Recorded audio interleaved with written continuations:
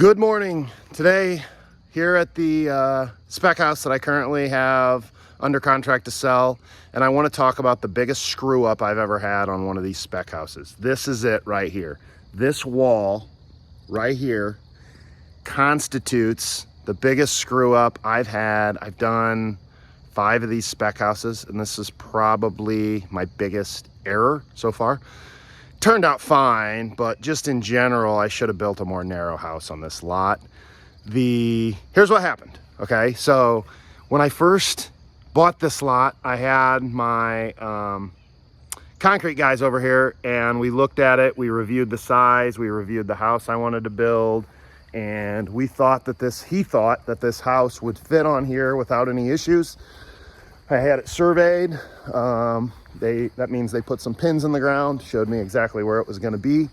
Here's how it looks on the other side. This side over here is barely enough to walk around. This side over here is enough to get my small little 25 horse tractor around, so that's nice. But in general, I have about an 18-inch fall right here between me and the neighbor. And over there, I would say, maybe a little bit more of fall between the other neighbor and me.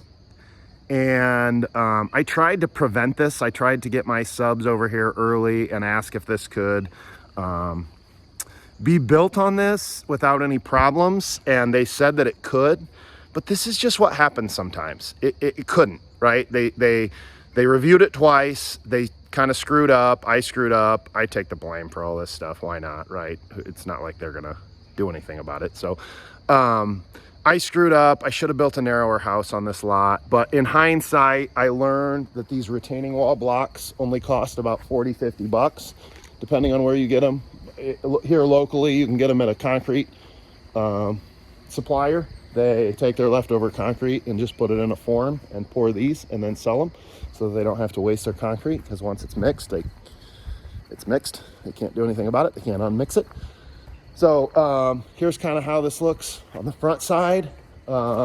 This for me was a pretty big screw up, but in reality probably was solved much cheaper than it could have been, right? I could have had to pour a retaining wall here, and what we ended up here was just a boatload of retaining wall blocks, accomplishing the same net result for a lot less money. I don't know exactly what I had in this, but maybe 3 to 5 grand versus what I would have had in a retaining wall would have been at least double, maybe triple that. So it left you a little bit of a walkway here to get through here. You can't push a mower or anything through there. And then I have a little bit of yard right up over there too. But anyways, this was the solution to my screw up. This was a pretty cheap and easy solution. It's not, it's not something I had a lot of control over after the fact. We just felt like it was needed. And these are things that just come up.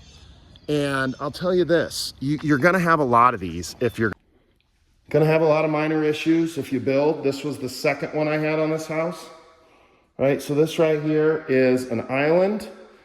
Obviously over here is where my electrical outlet was, and my electrical runs in the wall, obviously over there. I didn't have any power over here.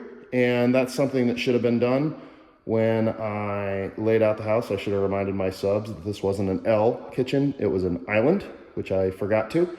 So we got to cut a hole or a strip out of my concrete right here and bring the power over here for the garbage disposal and for the plug that I like to put here. So people can use their island for whatever, but crock pots and such. So 2 big screw ups on this house. I don't think either of them were that big of a deal. Both of them had a minor cost that I had to pay for, but big scheme of things, not that big of a deal. Still worth it. Still a nice project. Still got me out of the office and was fun. Hopefully still be good for the new homeowner, and it was certainly fine for me. I just kind of want you to understand that not everything goes perfectly smooth when you're building. You have to have flexibility. You have to understand that mistakes can happen. You have to understand that this changes other things too. For example, my AC unit, my AC condenser, which you just saw out back, should have been right over here. My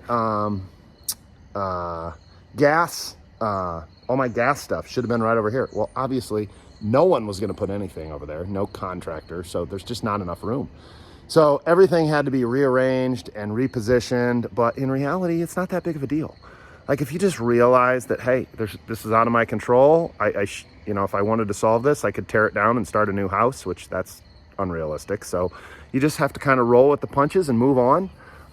Ended up being a fine solution, but it ended up being something that I thought was a good lesson. I like these blocks. So for me, it was just another learned lesson. These blocks cost about $35 to $50. This is a really small one, but most of them are fairly sizable. You can see that second one there. I think they're like 6 feet long, 18 inches wide, 18 inches tall. They're super heavy. I can't remember the exact weight, but super, super heavy. They ain't moving. So anyways, just wanted to show you a few problems that I had on this house and a few solutions. These blocks are great if you can think of another way to use them. You know, for me, it was a great lesson learned. I didn't know that they were that cheap. I didn't know how accessible they were.